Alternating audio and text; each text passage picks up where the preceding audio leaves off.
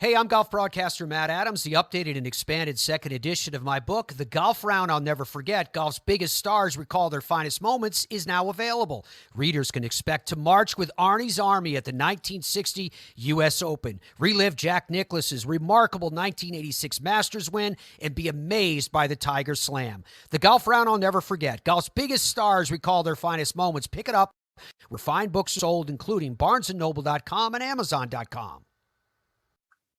Welcome to Football is Family, a podcast dedicated to the fan and fan experience. My name is Jeremy McFarland, and I want to look at the positive behind what makes football so enjoyable to watch and follow. I want to know why you are a fan of your team, of a player, or an era of football. Whether the pros, college, or high school, I want to hear and share your stories and your love for the game. If you want to be part of this podcast, please message me on Twitter at Jeremy_McFarland or on Facebook at the Football is Family Facebook page. Welcome back to the Football is Family podcast. For the past couple of weeks, I've been talking about, things that kind of, from an encouraging perspective, that one person can make a difference and that you can make a difference no matter where you may be in your life, that you might be able to change somebody else's life. You never know. You never know what life may give you. And I encourage you to get out there and to try to help, try to be a positive light to people in this dark world that we're living in.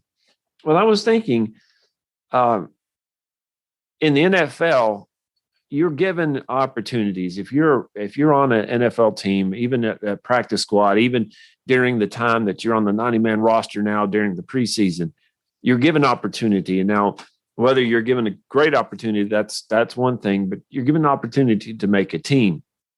If you're drafted first overall, like Trevor Lawrence was this year, you're pretty much guaranteed to make the roster, and you better make the roster. They invested a lot in you. But there are some times where people, they're not guaranteed to make a roster. We all know about Tom Brady and seeing him cry because he was drafted in the 6th round. I was like, Tom, you were drafted in the 6th round. You have 7 Super Bowl rings. You're worth hundreds of millions of dollars. I think we know how great you are. We don't have to talk about that anymore. But there are people out there who are what they call undrafted free agents. Basically, and this is what I understand about that, is these are people that are not selected in the 7 rounds of the current NFL draft. And there were many, many more rounds in the past history of the NFL. But basically, if they're not drafted, then any team can go out there and sign them. And in fact, I've heard people say that the general manager tells recruiters to basically go out there and sign as many people as you possibly can off of this list that he has. And you hope you can get the guy that you're looking for. Even if you didn't draft him, you hope you can get the guy that you're looking for. And I was wondering about this, and most of the time when you are an undrafted free agent, you are pretty much camp fodder. You don't make the team.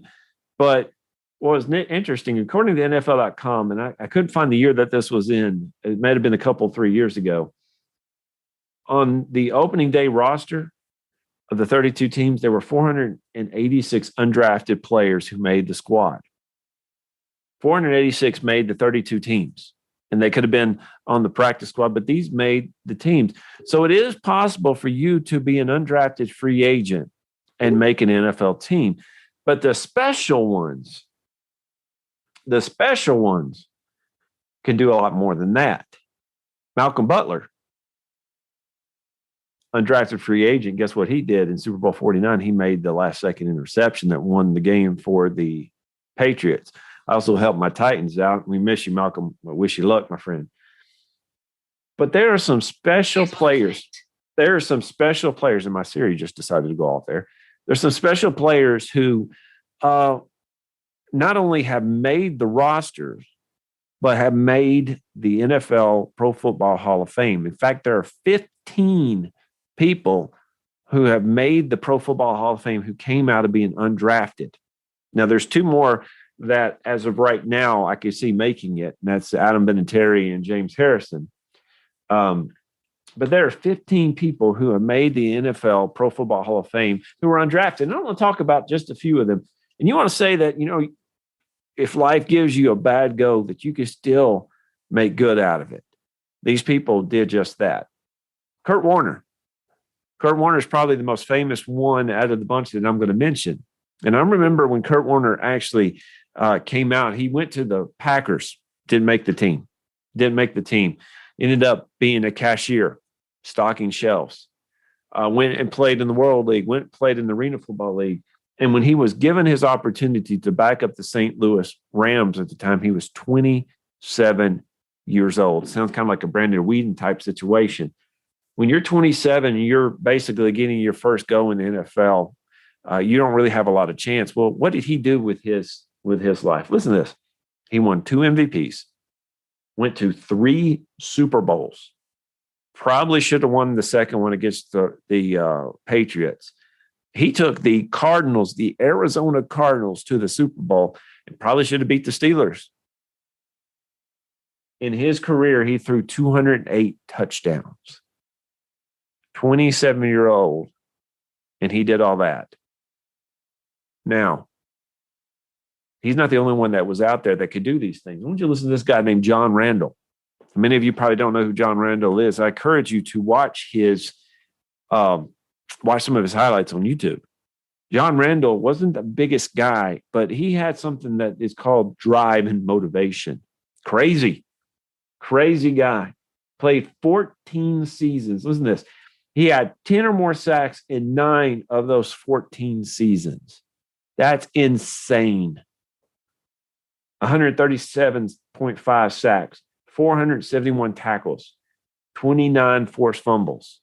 When he came around the corner, any tackle worth a salt would say, you know what, he's going to get past me more times than I'm going to block him. They just have to admit that. John Randall was a force for the Vikings and I believe for the Seahawks as well. But for the Vikings especially, I remember watching him growing up. And I knew that if the Vikings were on TV, John Randall would be a central part of their defensive plan. Undrafted free agent. Warren Moon. Now, I remember Warren Moon, especially when I would watch the Houston Oilers play, but he also played for the Seahawks, which he would look great. Warren Moon looked great in any uniform that he was wearing, but he looked great in those old school Steve Largent Seattle Seahawk uniforms. And if you're listening, Seahawks fans, push for those uniforms back. I want to see the Brian Bosworth, the Boz, come out wearing those. I want to see Jim Zorn and Steve Largent and Kurt Warner. I want to see them come back wearing those old school Kingdom type jerseys.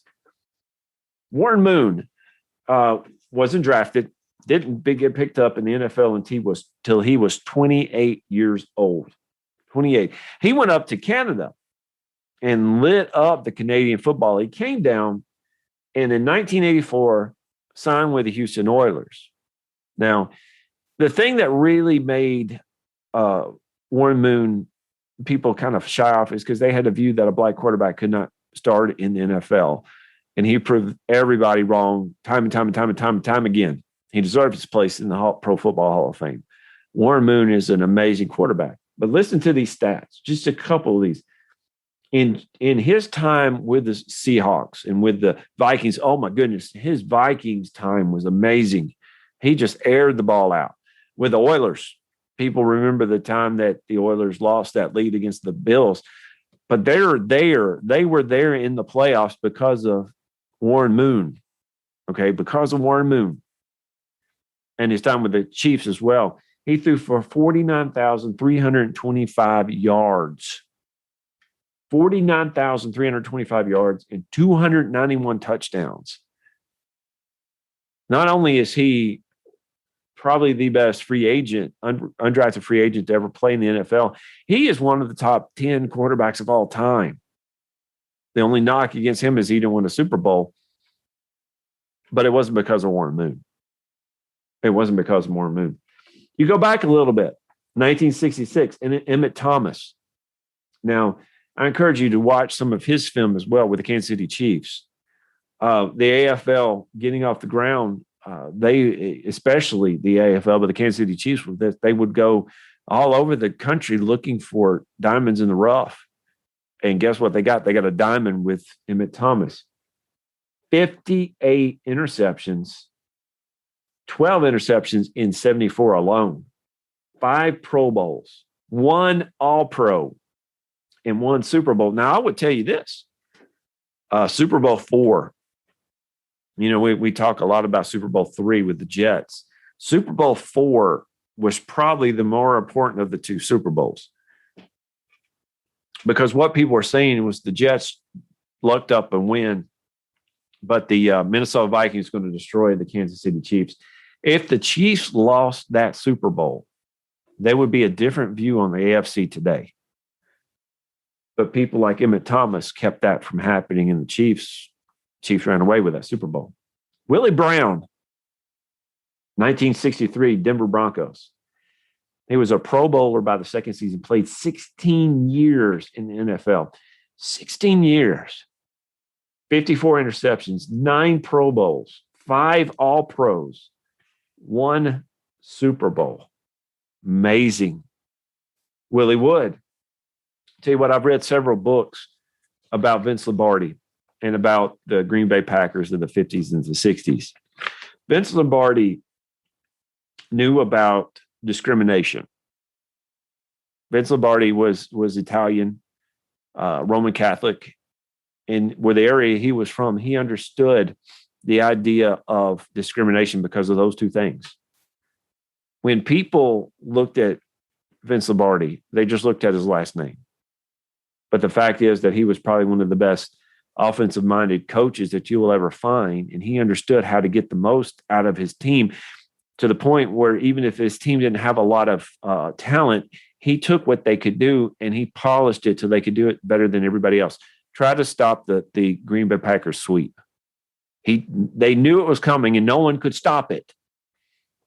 He understood what Willie Wood was going through. And he also knew how to get the most out of players like Willie Wood. 48 interceptions, 8 Pro Bowls. That's insane right there. 5 All-Pros. Listen to this. 5 NFL championships, 2 Super Bowls. Willie Wood. Night Train Lane. Now, I love watching Night Train Lane play. He would not be playing today in the same way because of how the concussion rules are. Well, basically, when you see the Night Train Lane clothesline, if you were going over the middle or going in his area, he would take his arm and just basically knock you out. 1952, he was a rookie. He led the league with 14 interceptions. 68 total interceptions in 14 years. That's incredible. 7 Pro Bowls, 3 All-Pros. One last one that I want to look at is Jack Butler from St. Bonaventure, 1951 to 1959. 52 interceptions, 4 touchdowns, 4 Pro Bowls, 3 All-Pros. And there are many more that we can look at here, but the point I'm trying to make is you have the opportunities, just like these men did, to do the best you can with the life that you have. And sometimes life is not going to give you the positives that you want, or won't break your way.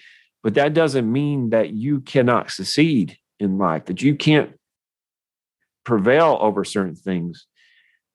These men took situations, especially those who, you think about Night Train Lane and Willie Wood and men like that, they had several more draft rounds than they do today. And these men weren't even picked. What do you think was going through their mind? Well, I'll tell you what was going through their mind when they unveiled the bust there at Canton. I said, look at this. All those doubters, all those people who passed on me, now when they walk by in Canton, they're going to pass my bust there. That's what they're thinking. Some of these men might not even say it, but I'll tell you what, it's got to be in the back of their mind that said, I proved you wrong. You and I, we can do a lot of great things in our lives. Don't ever count yourself short. Don't ever cut yourself down. You are capable of doing great things. These men did. I believe you can too. Again, thank you all for listening to the Football is Family podcast. Next couple of weeks, we should have a couple of guests on that I think you're going to enjoy. Till then, I will talk to you later. Hey there, sports history fan. This is Arnie Chapman, aka the Football History Dude, and I hope that you enjoyed this recent episode presented by the Sports History Network and were able to learn some good old-fashioned sports history knowledge nuggets. I started the Sports History Network back in 2020 with the mission to help podcasters find a community of like-minded sports history nerds, as well as helping aspiring podcasters to start their own shows. We have a little bit over 30 shows on the network right now covering all sorts of sports history, but as far as I'm concerned, we're just at the toothpick in the ocean moment, that can't even figure it out because there's so much more coming. We wanted to create the ultimate headquarters for sports yesteryear, starting with Podcast Network and our website, but we're going to continue to move into other mediums as well. And here's the cool part, because we want you to be part of our team. So if you're interested in starting your own podcast, or maybe being a guest on one of our shows, or who knows, maybe even writing an article for us over on the website. Seriously, all you gotta do is reach out to us on the contact page over at sportshistorynetwork.com. You can be as technologically savvy as a Neanderthal tapping on a stone trying to figure out this whole hieroglyphics thing back in the day. Again, it doesn't matter, because even if you don't understand the whole podcast space, we have a production team that can pretty much help you out with doing everything. All you gotta do, head over to sportshistorynetwork.com, head to the contact page, fill it out. That message goes right to me, and I'll reach out to you as soon as I can. But for now, dude, I'm through if you're through.